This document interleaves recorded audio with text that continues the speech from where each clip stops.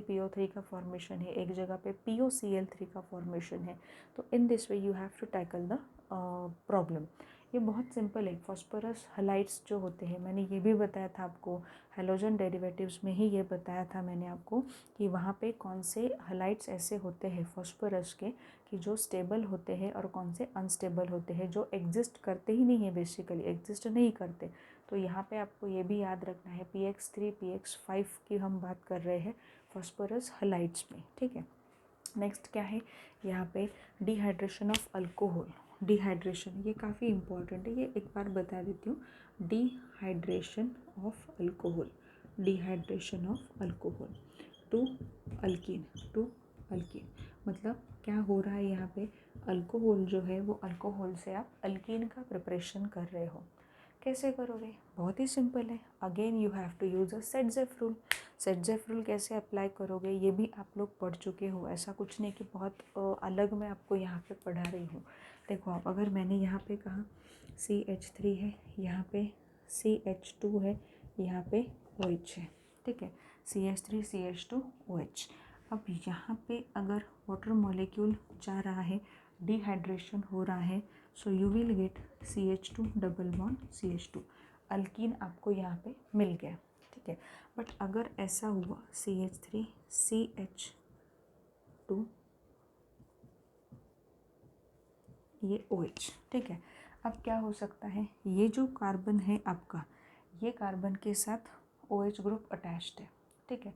तो इस तरफ भी हाइड्रोजन है, इस तरफ भी हाइड्रोजन का प्रेजेंस है, क्योंकि इस कार्बन से OH ग्रुप निकलेगा और इस कार्बन से हाइड्रोजन या इस कार्बन से हाइड्रोजन निकलेगा। प्रोडक्ट कैसे बनेंगे वहाँ पे, जैसे हमने देखा था, देखो dehydro halogenation reaction, सेटजेफ rule, elimination reactions halogen derivatives में हमने पढ़े हैं, वही रिएक्शन की मैं यहाँ पे बात कर रही हूँ। यहाँ पे भी दो प्रोडक्ट्स बनेंगे। कौन से दो प्रोडक्ट्स हैं, यहाँ पे ध्यान दो।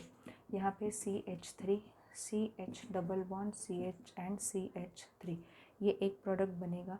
दूसरा प्रोडक्ट यहाँ पे बनेगा CH3 CH2 CH double bond CH2, but 1 ene एंड ब्यूट 2 इन, ऐसे दो प्रोडक्ट्स यहाँ पे आपको मिलने वाले। तो अगेन क्या करना पड़ेगा, you have to focus on major product. Major product आप कैसे डिसाइड करोगे, according to Saytzeff rule. Saytzeff rule क्या बोल रहा था वहाँ पे कि हाईली सब्स्टिट्यूटेड अल्कीन जो होता है वही आपका मेजर प्रोडक्ट होता है। मतलब डबली बॉन्डेड कार्बन के अराउंड अगर ज़्यादा अल्काइल ग्रुप का प्रेजेंस रहा तो वही पर्टिकुलर अल्कीन आपका मेजर अल्कीन होता है, ये हमने पढ़ा था। तो यहाँ पे देखो डबली बॉन्डेड कार्बन यहाँ पे ये दो है, ठीक है, और यहाँ पे ये दो है। यहाँ पे एक ही अल्काइल ग्रुप है, यहाँ पे आपको दो दो अल्काइल ग्रुप का प्रेजेंस दिखाई दे रहा है। So this is your major product. ये क्या होगा आपका मेजर और ये होगा आपका माइनर प्रोडक्ट। अब मैंने ये भी पहले बताया था आपको कि ऐसा एक्चुअल में उन्होंने ऐसे नहीं किया है कि ये मेजर ये minor only based on the सेटजेफ rule, नहीं। जो इल्ड मिला था, इल्ड से हमेशा यही दिखाई दे रहा था कि हाईली सब्स्टिट्यूटेड अल्किन जो है वही ज़्यादा क्वांटिटी में मिल रहा है। सो अगेन द रूल क्या हुआ वहाँ पे, एक सेट हुआ, वो सेटजेफ रूल। हम यहाँ पे ये भी बोल सकते हैं कि इन dehydration of alcohol, in dehydration of alcohol, the major product is that alkene which is having more number of alkyl groups attached to doubly bonded carbon. अब more number of alkyl group attached to doubly bonded carbon, it itself says that it is highly substituted alkene. So ये यहाँ पे reactions जो है, ये reactions हमने आज क्या किए हैं, कवर अप कर लिए हैं। कौन कौन से रिएक्शंस हमने आज कवर किए। आज के जो रिएक्शंस थे बेसिकली देखो कि हमने कवर किया है कार्बन टू ऑक्सीजन का जो जब ब्रेकिंग होता है तो क्या होगा, कैसे रिएक्शंस आपको मिलेंगे, और ऑक्सीजन टू हाइड्रोजन का ब्रेकिंग अगर होगा तो कैसे रिएक्शंस मिलेंगे। ऑक्सीजन टू हाइड्रोजन का ब्रेकिंग जब बेसिकली होता है तो वहाँ पे सबसे पहले हम एसिडिक कैरेक्टर को जज करते हैं, ये मैंने आपको बताया था।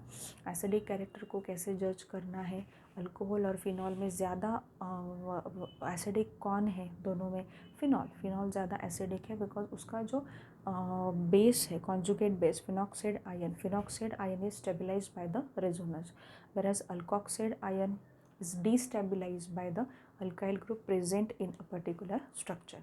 सो ये इम्पॉर्टेंट था। नेक्स्ट रिएक्शन हमने जो देखे थे एस्टरिफिकेशन। एस्टरिफिकेशन रिएक्शंस में मैंने आपको बताया था कि एस्टरिफिकेशन में अल्कोहल है या फिनॉल है, उसकी रिएक्शन कार्बोक्सिलिक एसिड के साथ हो सकती है, उसकी रिएक्शन एसिड अनहाइड्रेट के साथ हो सकती है, उसकी रिएक्शन एसिटिल क्लोराइड्स के साथ भी हो सकती है।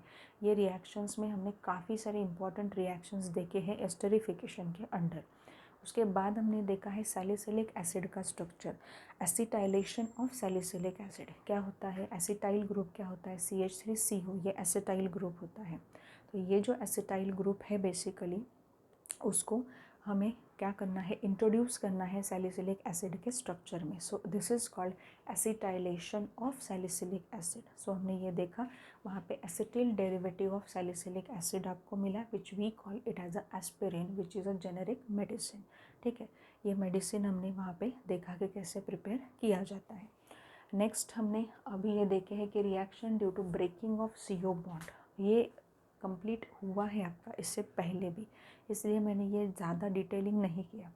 Reaction with hydrogen halide, reaction with hydrogen halide में प्राइमरी अल्कोहल जब HCl के साथ रिएक्ट होगा या सेकेंडरी अल्कोहल HCl के साथ रिएक्ट होगा, टर्शरी अल्कोहल HCl के साथ रिएक्ट होगा, हर एक केस में आपको क्या लगेगा, कैटालिस्ट लगेगा, बिकॉज HCl की रिएक्टिविटी काफ़ी कम है if you compare it with HBr and HI। सो वहाँ पे क्लोराइड्स बनेंगे, बट उस केस में भी प्राइमरी अल्कोहल थोड़े से स्लो रिएक्ट करते हैं, सेकेंडरी अल्कोहल उससे थोड़ा फास्ट रिएक्ट करेंगे और टर्शरी और ज़्यादा फास्ट रिएक्ट कर सकते। नेक्स्ट यहाँ पे मैंने दिया कि HCl, HBr और HI में रिएक्टिविटी टुवर्ड्स अल्कोहल, अगर आपको एक सीक्वेंस मांगा उन्होंने तो आपके पास वो होना चाहिए HI is more reactive than HBr and then HCl towards alcohol. ठीक है, ये देखा। नेक्स्ट है फॉस्फोरस हैलाइड रिएक्शन, ऑलरेडी देखे हमने बहुत बार।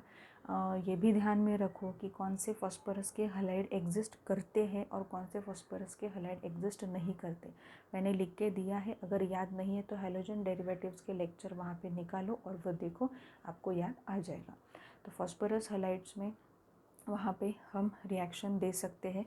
Next dehydration of alcohol to alkene, alcohol to alkene में ये तो दिया है अभी मैंने कि अल्कोहल जब अगर प्राइमरी होगा तो इट इज़ ओके, बट अगर अल्कोहल ऐसा है कि जहाँ पे अल्फ़ा बीटा हाइड्रोजन आपको 2 मिल रहे हैं तो प्रॉब्लम आती है। तो आपको सेडजेफ रूल के अकॉर्डिंग क्या करना पड़ेगा, आपके पर्टिकुलर प्रोडक्ट को जज करना पड़ेगा। मतलब यहाँ पे OH है, यहाँ से हाइड्रोजन निकलेगा तो ब्यूट 2 इन बनेगा, यहाँ पे OH है, यहाँ से हाइड्रोजन निकलेगा तो ब्यूट 1 इन बनेगा। So now what is a Sedgwick rule? Again recall the Sedgwick rule for yourself. Sedgwick rule is nothing but it says that if you say dehydrohalogenation, if you say dehydration of alcohol, then you will get a alkene as a product. But which alkene acts as a more मतलब major alkene. So major alkene कौन सा होगा, highly substituted alkene. Now what do you mean by highly substituted alkene? In case of alkene, if you see doubly bonded carbon, around that doubly bonded carbon, if you see more number of alkyl groups present in a structure, then that alkene is said to be more substituted alkene as given follow. ठीक है, ये reaction मैंने आपको दी है। यहाँ पे butane two all जो है उसका एग्जाम्पल दिया है। ब्यूटेन टू ऑल या 2 ब्यूटेनॉल को अगर आपने डिहाइड्रेशन आपने उसका किया, डिहाइड्रेशन किसके प्रेजेंस में होता है, कॉन्सेंट्रेटेड H2SO4 या कॉन्सेंट्रेटेड फॉस्फोरिक एसिड H3PO4, ठीक है, उनके प्रेजेंस में होगा। या आप ये बोल सकते हो कि वहाँ पे एल्यूमिना भी हम यूज़ कर सकते हैं। ठीक है, तो डिहाइड्रेशन किसके प्रेजेंस में होगा, ये टेक्स्ट बुक में तो दिया है, बट कौन सा प्रोडक्ट मेजर प्रोडक्ट होगा, कौन सा माइनर होगा, ये वहाँ पे हम सेट कर सकते हैं, ये हम वहाँ पे जज कर सकते हैं based on your सेडजेफ rule. सेडजेफ rule के अकॉर्डिंग वहाँ पे हम सेट कर सकते। So basically this is nothing but today's lecture and hopefully ये आपको बहुत अच्छे से समझ में आया होगा। नेक्स्ट लेक्चर में बेसिकली यहाँ पे अगर हम देखें तो नेक्स्ट लेक्चर में हमें थोड़ा सा आगे का देखना होगा।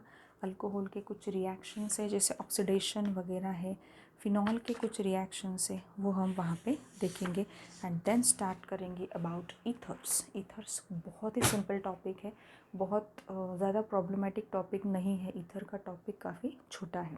सो नेक्स्ट लेक्चर में अल्कोहल के रिएक्शन कंप्लीट करने की कोशिश करेंगे, oxidation of alcohol which is very important because you are going to see aldehydes, ketones and carboxylic acid. So at that particular time you will just have a necessity of oxidation of alcohol.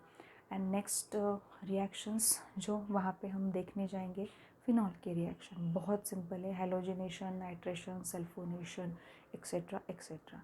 सो वो complete करेंगे और ether का topic हम start करने की कोशिश करेंगे next lecture में, ठीक है।